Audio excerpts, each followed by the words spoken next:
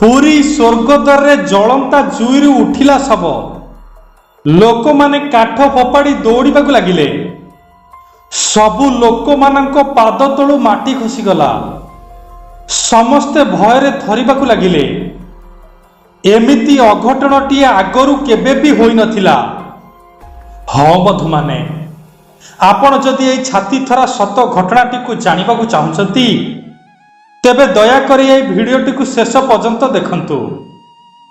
ଆଉ ଯଦି ସତରେ ଆପଣ ମହାପ୍ରଭୁଙ୍କୁ ଇଷ୍ଟ ଦେବତା ମାନୁଥିବେ, ତେବେ ମୁଁ ନିଶ୍ଚିନ୍ତ କି ଏ ଭିଡ଼ିଓଟିକୁ ଆପଣ ଶେଷ ପର୍ଯ୍ୟନ୍ତ ନିଶ୍ଚୟ ଦେଖିବେ। ପୁରୀ ଜିଲ୍ଲା ଗୋପ ବ୍ଲକ ଅନ୍ତର୍ଗତ ଏକ ଛୋଟିଆ ଗ୍ରାମରେ ବାସ କରନ୍ତି ଶ୍ରୀଧର ଓ ସୋନି। ସେମାନେ 2019 ମସିହାରେ ପ୍ରେମ ବିବାହ କରିଥିଲେ। ଆଉ ଶ୍ରୀଧର ଜଣେ ଅଟୋ ଡ୍ରାଇଭର। ସେ ପୁରୀ ସହରରେ ଅଟୋ ଚଳାନ୍ତି। ଆଉ ସେଥିରୁ ଯାହା ରୋଜଗାର ହୁଏ, ସେଥିରେ ସ୍ୱାମୀ ସ୍ତ୍ରୀ ଚଳିବା ସହ ବାପା ମାଙ୍କ ପାଇଁ ଗାଁକୁ ପଇସା ପଠାନ୍ତି। ହେଲେ ବାହାଘରକୁ ସେମାନଙ୍କର 3 ବର୍ଷ ବିତିଗଲାଣି, କିନ୍ତୁ ମହାପ୍ରଭୁ ଏ ପର୍ଯ୍ୟନ୍ତ ତାଙ୍କ କୋଳରେ ସନ୍ତାନଟିଏ ଦେଇନଥିଲେ। ସେଥିପାଇଁ ସ୍ୱାମୀ ସ୍ତ୍ରୀ ଦୁହେଁ ବହୁତ ମନ ଦୁଃଖ କରନ୍ତି। ଆଉ ସବୁବେଳେ ମହାପ୍ରଭୁଙ୍କ ଆଗରେ କାକୁତି ମିନତି ହୋଇ ପ୍ରଥମ ସନ୍ତାନଟି ପାଇଁ ଭିକ ମାଗନ୍ତି। ଆଉ ସବୁବେଳେ ସୋନି ମ୍ୟାଡାମ ମହାପ୍ରଭୁଙ୍କୁ କାନ୍ଦି କାନ୍ଦି କୁହନ୍ତି, ହେ ଠାକୁରେ, ସବୁବେଳେ ଦୁଃଖରେ ରଖିଲୁ, ତଥାପି ମୁଁ ତତେ କେତେବେଳେ କିଛି ମାଗିନି ଠାକୁରେ। ହେଲେ ଏବେ ମୋ କୋଳ ଶୂନ୍ୟ ପ୍ରଭୁ। ସାଇ ପଡ଼ିଶାରେ କେତେ ଲୋକ କେତେ କଥା କହିଯାଉଛନ୍ତି, ମୁହଁ ଆଗରେ ଅପମାନ କରୁଛନ୍ତି। ହେ ପ୍ରଭୁ, ଏସବୁ ମୁଁ ଆଉ ସହିପାରୁନି ପ୍ରଭୁ। ଯଦି ତୁ ସତରେ ଚାହୁଁଛୁ ମୁଁ ଏମିତି ଅବସ୍ଥାରେ ରୁହେ, ତେବେ ତୋର ଯାହା ଇଚ୍ଛା ତୁ ସେଇଆ କର, ମୋର କିଛି କହିବାର ନାହିଁ। ଏମିତି ସବୁବେଳେ ମୁଣ୍ଡ ପିଟି ପିଟି କାନ୍ଦି କାନ୍ଦି କୁହନ୍ତି ସୋନି ମ୍ୟାଡାମ। ଏମିତି ଦିନକର ଘଟଣା। ସ୍ୱାମୀ ସ୍ତ୍ରୀ ଦୁହେଁ ରାତିରେ ଶୋଇଥାନ୍ତି। ହଠାତ୍ ସୋନି ମ୍ୟାଡାମଙ୍କ ପେଟ କାଟିବାକୁ ଲାଗିଲା। ତାପରେ ତୁରନ୍ତ ଶ୍ରୀଧର ବାବୁ ଜଣେ ପଡ଼ୋଶୀ ମହିଳାଙ୍କୁ ଡାକି ତାଙ୍କ ଅଟୋ ସାହାଯ୍ୟରେ ପୁରୀ ବଡ଼ ମେଡିକାଲ ନେଇଗଲେ ସୋନି ମ୍ୟାଡାମଙ୍କୁ। ତାପରେ ଡାକ୍ତର ବାବୁ ପରୀକ୍ଷା କରି କହିଲେ, ଆପଣ ବ୍ୟସ୍ତ ହୁଅନ୍ତୁନି ଶ୍ରୀଧର ବାବୁ, ଆପଣ ମିଠା ଦିଅନ୍ତୁ, କାରଣ ଆପଣ ବାପା ହେବାକୁ ଯାଉଛନ୍ତି। ଏହି ପଦୁଟିଏ କଥା ଶୁଣିବା ପାଇଁ କାହିଁ କେତେ ବର୍ଷରୁ ଶ୍ରୀଧର ବାବୁ ଅନେଇ ବସିଥିଲେ। ତାପରେ ଖୁସିର ଲହରୀ ବାପା ମାଙ୍କ ଓଠରେ ଝଲସି ଉଠିଲା। ଆଉ ମହାପ୍ରଭୁଙ୍କୁ କେତେ କଣ ଖୁସିରେ କହିଗଲେ। ତାଙ୍କ ଦୁଃଖମୟ ଜୀବନ ପୁଣି ହସ ଖୁସିରେ ଭରିଗଲା।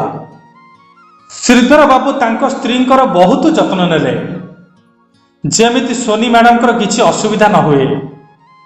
ହେଲେ ଦିନକର କଥା, ପୁଣି ତାଙ୍କ ଜୀବନରେ ଘଟିଗଲା ବହୁତ ବଡ଼ ଘଟଣା। ହଠାତ୍ ପୁଣି ଦୁଃଖର କଳା ପାହାଡ଼ ମାଡ଼ି ବସିଲା। ପିଲାଟି 8 ମାସର ହୋଇଥାଏ। ସୋନି ମ୍ୟାଡାମ ହଠାତ୍ ସିଡ଼ି ଉପରୁ ଖସି ପଡ଼ିଲେ। ଆଉ ତଳେ ପଡ଼ି ତାଙ୍କ ପେଟ ଜୋରରେ ପିଟି ହୋଇଗଲା। ସେଉଠୁ ସେ ଜୋରରେ ଚିତ୍କାର କରିବାକୁ ଲାଗିଲେ। ଆଉ ଠିକ୍ ସେହି ସମୟରେ ଶ୍ରୀଧର ବାବୁ ଘରେ ନଥିଲେ। ସାଇ ପଡ଼ିଶାର ଲୋକମାନେ ସୋନି ମ୍ୟାଡାମଙ୍କ ଚିତ୍କାର ଶୁଣି ତାଙ୍କୁ ପୁରୀ ବଡ଼ ମେଡିକାଲକୁ ନେଇଗଲେ। ଆଉ ସେଠାରେ ଡାକ୍ତର ବାବୁ ତୁରନ୍ତ ପରୀକ୍ଷା ନିରୀକ୍ଷା କରି କହିବାକୁ ଲାଗିଲେ, ଶୁଣନ୍ତୁ, ଏ ରୋଗୀର ପେଟ ଭିତରେ ତା ଛୁଆ ମରିଯାଇଛି। ଅପରେସନ କରି ଛୁଆକୁ ବାହାର କରିବାକୁ ପଡ଼ିବ, ନହେଲେ ମା ବି ମରିଯାଇପାରେ। ଏକଥା ଶୁଣି ସମସ୍ତେ ଆଶ୍ଚର୍ଯ୍ୟ ହୋଇ ଛିଡ଼ା ହୋଇଗଲେ। କାହା ପାଟିରୁ କିଛି କଥା ବାହାରୁ ନଥାଏ। ସେହି ସମୟରେ ଶ୍ରୀଧର ବାବୁ ଆସି ମେଡିକାଲରେ ପହଞ୍ଚିଲେ। ସମସ୍ତଙ୍କୁ ଏମିତି ଗମ୍ଭୀର ଅବସ୍ଥାରେ ଦେଖି ବିକଳ ହୋଇ ସମସ୍ତଙ୍କୁ ପଚାରିବାକୁ ଲାଗିଲେ, କଣ ହୋଇଛି ମୋ ସ୍ତ୍ରୀର? କଣ ହୋଇଛି ମୋ ସ୍ତ୍ରୀର? କଣ ହୋଇଛି ମୋ ଛୁଆର? କେହି କିଛି କହିବ କି ନାହିଁ? ଏତିକି କହିଥାନ୍ତି, ସେପାଟୁ ଡାକ୍ତର ବାବୁ ସବୁ କଥା କହିଦେଲେ। ତାପରେ ହଠାତ୍ ଶ୍ରୀଧର ବାବୁଙ୍କ ମୁଣ୍ଡ ବୁଲେଇ ଦେଲା। କଣ କରିବେ କିଛି ବୁଦ୍ଧି ବାଟ ଦିଶିଲା ନାହିଁ। ଆଉ ଯେତେବେଳେ ମଣିଷର ସବୁ ଆଶା ଧୂଳିସାତ ହୋଇଯାଏ, ସେ କେବଳ ମହାପ୍ରଭୁଙ୍କ ଆଗରେ ଭୋ ଭୋ ହୋଇ କାନ୍ଦେ।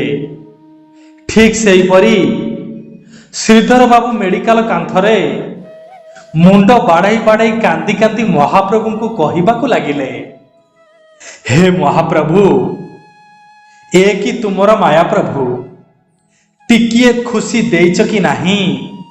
ଦୁଃଖର ପାହାଡ଼ ଲଦି ଦେଇଛ। ହେ ଠାକୁରେ, ମୁଁ ଏ କଣ ଶୁଣୁଛି ଠାକୁରେ? ହେ ଚକା ନୟନ, ସତରେ କଣ ମୁଁ ବାପ ଡାକ ଶୁଣିପାରିବିନି ଠାକୁରେ? ସତରେ କଣ ଗୋଟେ ମା କୋଳ ଶୂନ୍ୟ କରିଦେଇଛ ତୁମେ? ନାଇଁ ମହାପ୍ରଭୁ, ଏମିତି ତୁମେ ନିଷ୍ଠୁର ହୋଇପାରିବନି, ଏମିତି ତୁମେ ନିଷ୍ଠୁର ହୋଇପାରିବନି। ମୋର ତୁମ ଉପରେ ଅଗାଢ଼ ବିଶ୍ୱାସ ଅଛି ଠାକୁରେ, ଅଗାଢ଼ ବିଶ୍ୱାସ ଅଛି। ଏମିତି କାନ୍ଦି କାନ୍ଦି ମୁଣ୍ଡ ପିଟି ଚାଲୁଥାନ୍ତି ଶ୍ରୀଧର ବାବୁ। ଠିକ୍ ସେହି ସମୟରେ ଓଟି ଭିତରୁ ଜଣେ ଡାକ୍ତର ବାବୁ ଆସି କହିବାକୁ ଲାଗିଲେ, ଶ୍ରୀଧର ବାବୁ, ବଡ଼ ଚମତ୍କାର ଘଟଣାଟିଏ ଘଟିଲା। ଆମେ ମରିଯାଇଥିବା ଛୁଆକୁ ଅପରେସନ କରି କାଢ଼ିବାକୁ ପ୍ରସ୍ତୁତ ହେଉଥିଲୁ। ହଠାତ୍ ଗୋଟିଏ ଉଜ୍ଜଳ ଆଲୁଅଟି ଆସି ମାର ପେଟ ଭିତରେ ପଡ଼ିଲା। ଆଉ ତାପରେ ପୁଣି ପେଟ ଯନ୍ତ୍ରଣା ହେବାକୁ ଲାଗିଲା। ଆଉ ବର୍ତ୍ତମାନ ତୁମର ଗୋଟିଏ ପୁଅଟିଏ ହୋଇଛି।